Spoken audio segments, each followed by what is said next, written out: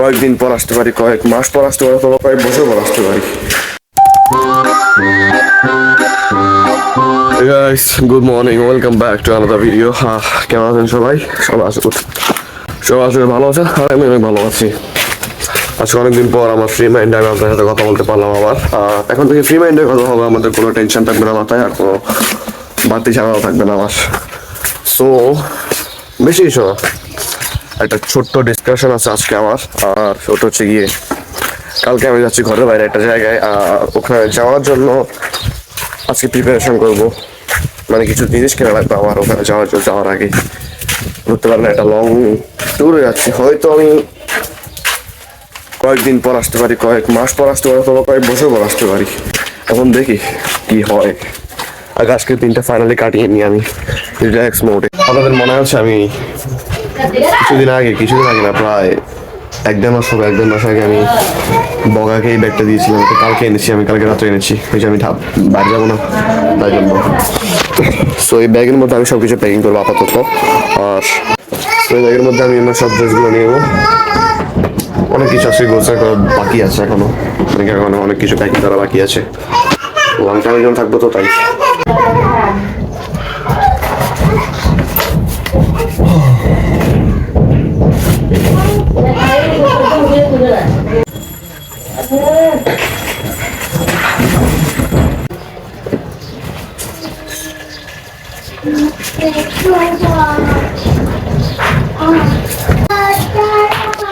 এখন সবকিছু রেডি করছি তো, তাই জন্য সবকিছু আমার হাতের কাছে নেই। মানে আমি খুঁজে পাচ্ছি না, যখন দরকার হয় না তখন সবকিছু আমার চোখের সামনে আসে।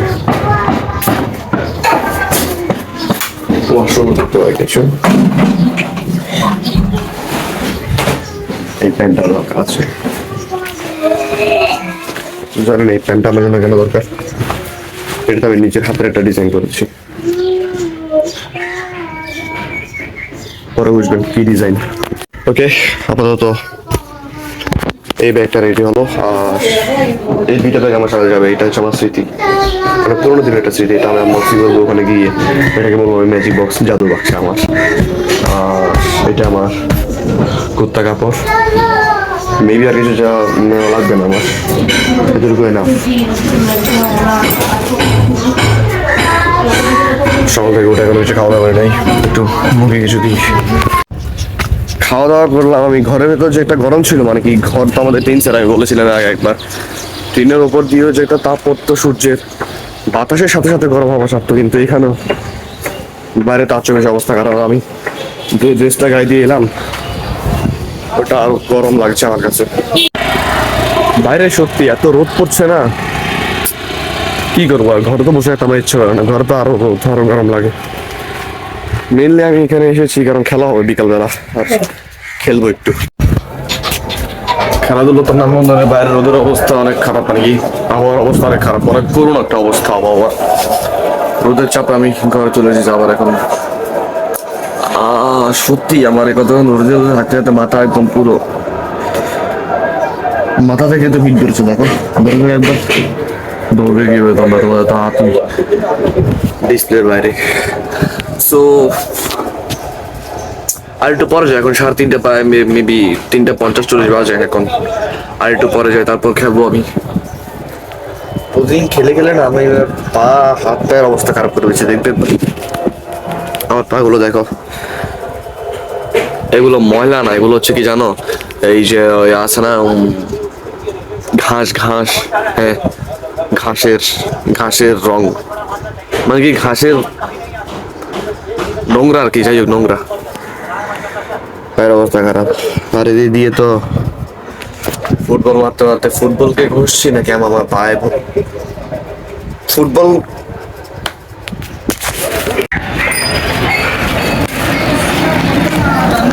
কিছুক্ষণ আগে কি রোদ ছিল না, দেখুন আবার একদম টেম্পারেচার ডাউন হয়ে গেছে, রোদের তাপমাত্রা নেই। আমি কি পাগল হয়েছে দিন দিন, বলুন তো?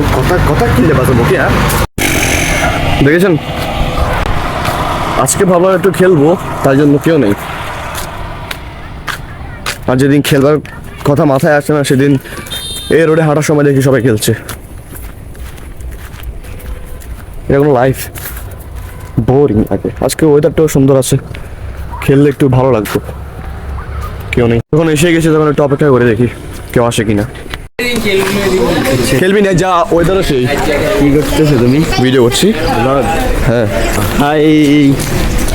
হচ্ছে মন্ত আমার ছেলে। একটা সামান্য ঝগড়ার কারণে পুরো খেলা শেষ আমাদের। ঠিক আছে, ঘরে যাই এখন। মুখ সবাই ভালো গেছে, মুখ সবাই ধুয়ে আবার সাদা করতে হবে।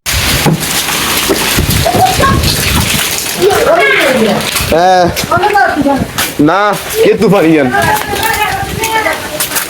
ঘরের ভেতর বলেছিলাম বাতাস দিল কি সুন্দর। সত্যি এরকম ওয়েদার না ফিল করতে ইচ্ছে করে। দেখুন কারেন্ট চলে গেল। কিরে